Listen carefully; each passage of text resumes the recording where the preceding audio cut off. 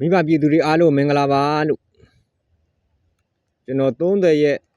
17လ2025ရက်နေ့ကစပါးတဲ့ဖို့ကိစ္စလေးမှာ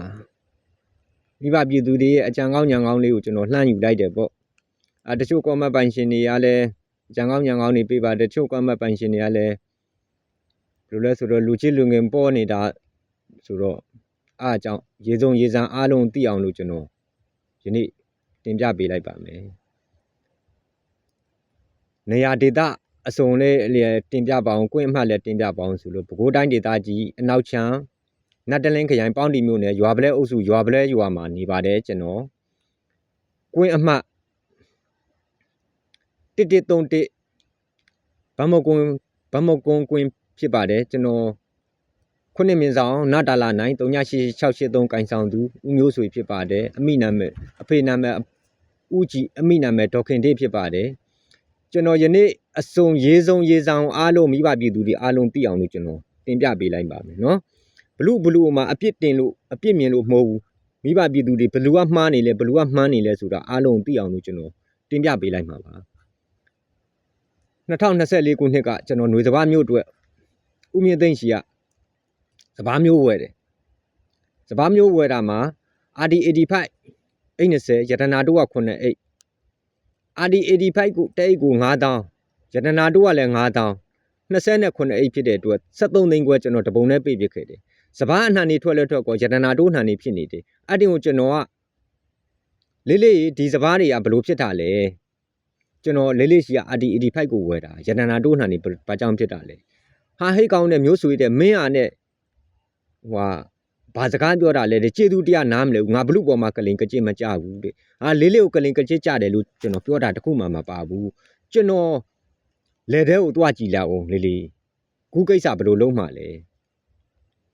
လေးရဲ့ခုကိစ္စထားအောင်လားကြံတဲ့3အိတ်ကလေးကိုတော့ကျွန်တော် RD85 မျိုးကိုလဲပေးပါ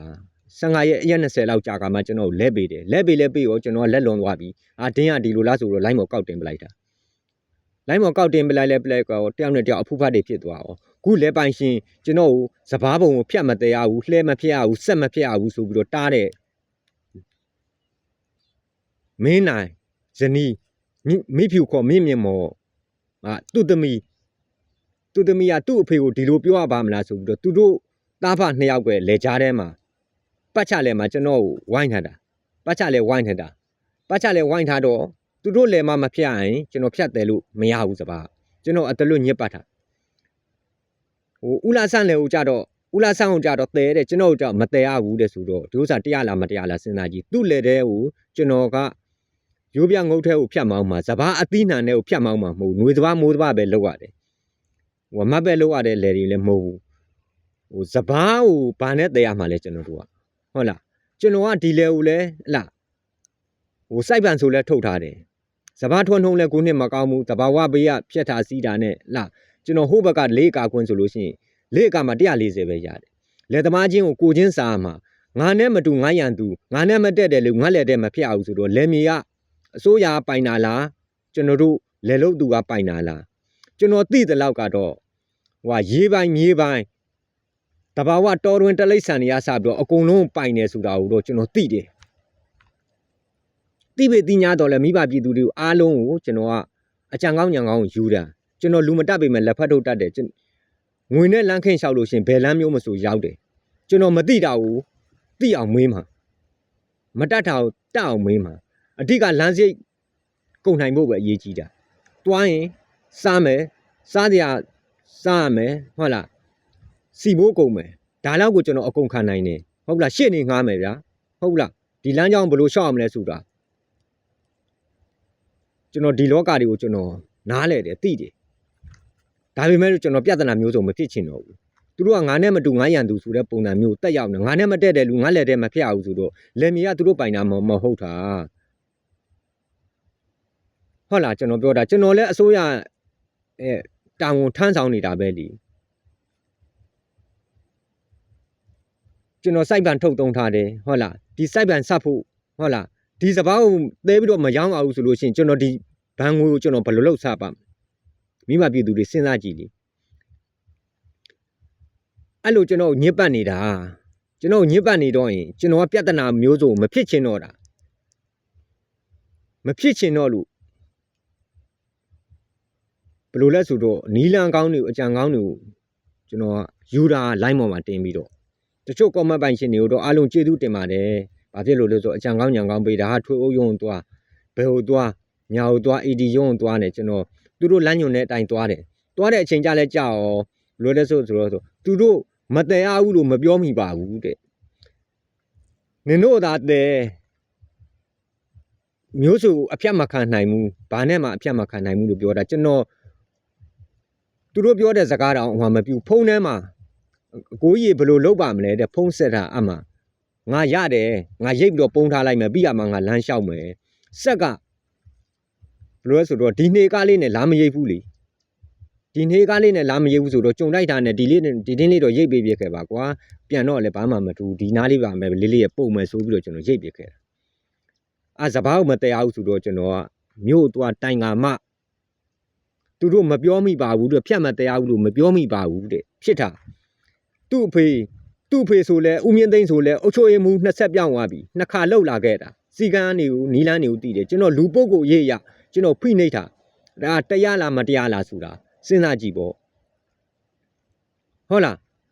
ကျွန်တော်ကပဲမှားနေတာလားသူတို့ကပဲမှားနေတာလားကျွန်တော်ကပဲမှားနေသလားသူတို့ကမှားနေသလားကျွန်တော်ကမှားပြီးတော့သူတို့ကမှားနေတာလားသူတို့ကမှားပြီးတော့ကျွန်တော်ကမှားနေတာလားဆိုတာမိဘပြည်သူတွေအားလုံးသိအောင်လို့ကျွန်တော်ယနေ့တင်ပြလိုက်တာအားလုံးအထက်လူကြီးတွေရောအားလုံးသိအောင်လို့ကျွန်တော်ဒီကွင်းဆိုလို့ရှိရင်လားဒီ1131ဗမကုန်းကွင်းဆိုလဲသူတို့အောက်မှာနေရတာကျွန်တော်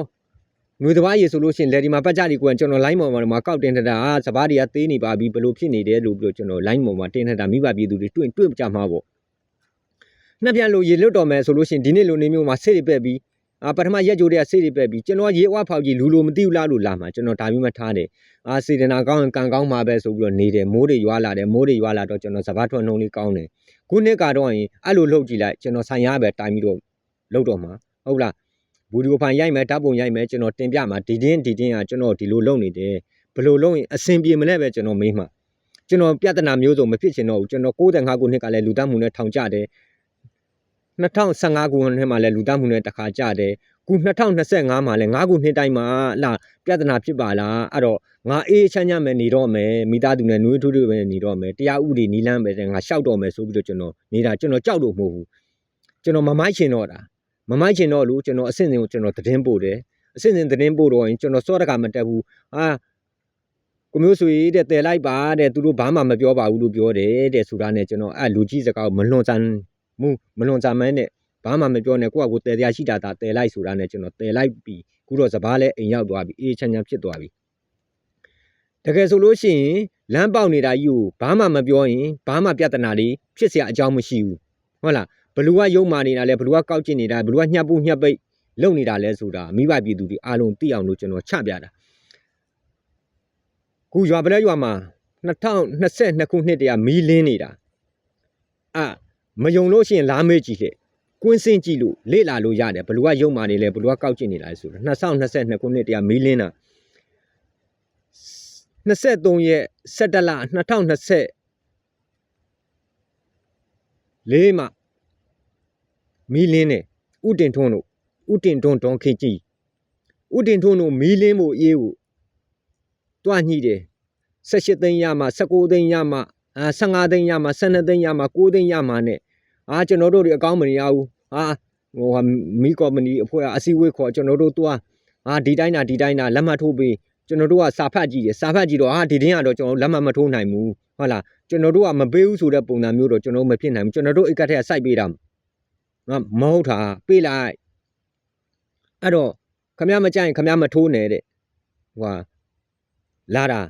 ဒါပေမဲ့လို့ကျွန်တော်ဂျားကာလာညှိသေးတယ်ကိုကြီးထက်ပေးရတာမှမဟုတ်တာပုတ်ကိုကြီးကလူမုံနဲ့ပေးလိုက်စမ်းပါဆိုတာမရဘူးစီကန်းမယ်တဲ့သူတို့လုံနေတာဘလူကရုံမာနေတယ်ဘလူကကောက်ကြည့်နေလဲဆိုတာကို23ရက်17လ2024ခုနှစ်မှာဥတင်ထွန်းတို့မီးလင်းသွားတယ် AD ရုံးသွားလဲသွား3သိန်းနဲ့ပြီးသွားတယ်ဘလောက်ဒီကွာဟနေလဲဘလောက်ဒီဖြစ်နေတယ်လဲဆိုတာမိဘပြည်သူတွေအားလုံးသိအောင်လို့ခုဥရွှေသိန်းသမီး ဥရွှေသိန်းဒေါခင်တုတ်သမီးတူတူမဥမြင့်သိန်းတူမအေးနိုင်ကြလဲကြာရောဘလူးမှတော့မသိရဘူးမိစင်သွားတာအစီဝေးလည်းမခေါ်ဘူးအစီဝေးလည်းခေါ်ရမလို့ငါလှုပ်ချင်တာငါလှုပ်လို့ရတယ်ဆိုတဲ့ပုံစံမျိုးလေခုဥတင်ထုံးတို့ကြလဲကြာဟာတော်ကြိုင်းအစီဝေးခေါ်ရင်၄၅6ခါလောက်တက်ရတယ်ဒါမနာလို့ပြောတဲ့စကားတစ်ခုမှမပါဘူးမျှတမှုရှိလားမရှိလားဆိုတာမိဘပြည်သူတွေသိအောင်လို့ကျွန်တော်ဟိုတချို့လူချစ်လူကင်ပေါ်များနေလို့အဲ့လိုတွေဖြစ်တာလားလို့တချို့ comment ပိုင်ရှင်တွေရှိတယ်အဲ့ဒါကြောင့်မို့လို့ကျွန်တော်ခုဘသူကမှားနေတာလဲဘလူကမှားနေတာလဲဘလူကညစ်ပတ်နေတာလဲဘလူကရုပ်မားနေတာလဲဆိုတာကိုသိအောင်လို့ကျွန်တော်တင်ပြရတာမယုံလို့ရှိရင်ရွာပလဲရွာမှာကွင်းစင်ပြီးတော့လေ့လာလို့ရပါတယ်ခင်ဗျာဟုတ်လားကျွန်တော်ပြဿနာမျိုးစုံမဖြစ်ချင်တော့လို့ကျွန်တော်လမ်းလျှောက်တာကျွန်တော်ဘလူပေါ်မှာကလိန်ကကြစ်မကြခဲ့ဘူးတမရသားပြိုတမိပြိုတမရသားကြီးအများကြီးမပြစ်မှားခဲ့ဘူးတမရပစ္စည်းမခိုးခဲ့ဘူးနှလုံးဘိုးလဲတမရကိုမပေးခဲ့တာမရှိဘူးဟုတ်လားသုံးလုံးဘိုးလဲမပေးခဲ့တာမရှိဘူးဟုတ်လားစဘာဘိုးလဲမပေးခဲ့တာမရှိဘူးစဘာဘိုးမပေးခဲ့တဲ့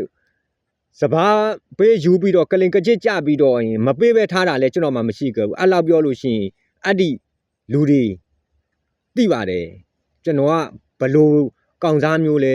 ဘလူကဘလို့လူစားမျိုးလဲဆိုတာကိုမိဘပြည်သူတွေအားလုံးသိအောင်လို့ကျွန်တော်ခုလိုတင်ပြပေးတာကျွန်တော်မှ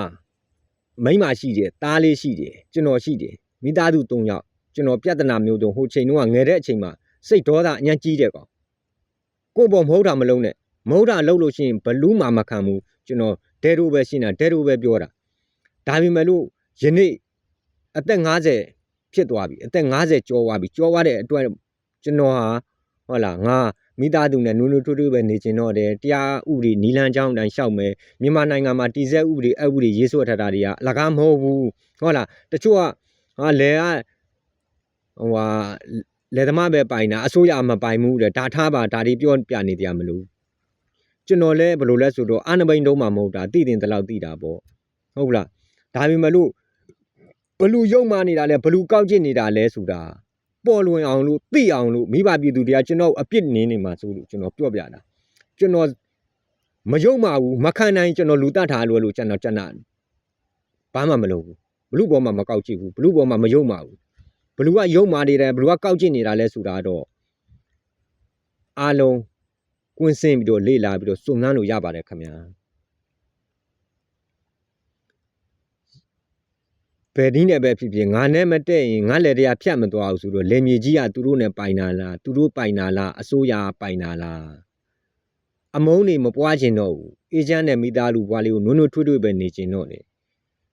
ကျွန်တော်သားလေးကလည်း9တန်းရောက်သွားပြီပညာရေးလုပ်နေတဲ့အချိန်မှာကျွန်တော်သားလေးစိတ်ဆင်းရဲမဲ့အလုံးမျိုးကျွန်တော်မလုပ်ချင်တော့လားကျွန်တော်တရားဥပဒေနီလန်းချောင်းအတိုင်းပဲကျွန်တော်ရှောက်ချင်တော့လားသူတို့ကပြဿနာမျိုးစုံကျွန်တော်ခွေချောင်ပွေရန်နီကရိုက်ချင်နေတာခု RD85 ဝယ်တဲ့ကိစ္စကိုလားရတနာတို့ဖြစ်သွားတဲ့အတွက်ကျွန်တော်ကပြောတာမှကျွန်တော်မြတ်တာမိဘပြည်သူတွေလည်းအလားပေါ်ဆန်းမွေးဆန်ဝယ်တာကိုလားငွေတိုးဆန်ပေးလိုက်တယ်ပေါ်ဆန်းမွေးပါဆိုပြီးတော့အိမ်ရောက်တော့ထမင်းချက်ကြည့်တော့ရင်ရတနာတို့ဖြစ်နေရင်မိဘပြည်သူတွေကလက်ခံမှာလားဟုတ်လားမိဘပြည်သူတွေမြှစ်ဝဲစားတဲ့ဝချမ်းများပြုတ်ပြီးတော့ပကံနဲ့ထည့်ပေးလို့ရှိရင်မိဘပြည်သူတွေကလက်ခံမှာလားကျွန်တော်နေရာလဲနေကြည့်လေကျွန်တော်ကောင်းပါတယ်လို့ကျွန်တော်ရေစင်းကားပါလို့မပါဘူးကျွန်တော်ကမဟုတ်ရင်တော့လုံးဝမခံတတ်တဲ့ကောင်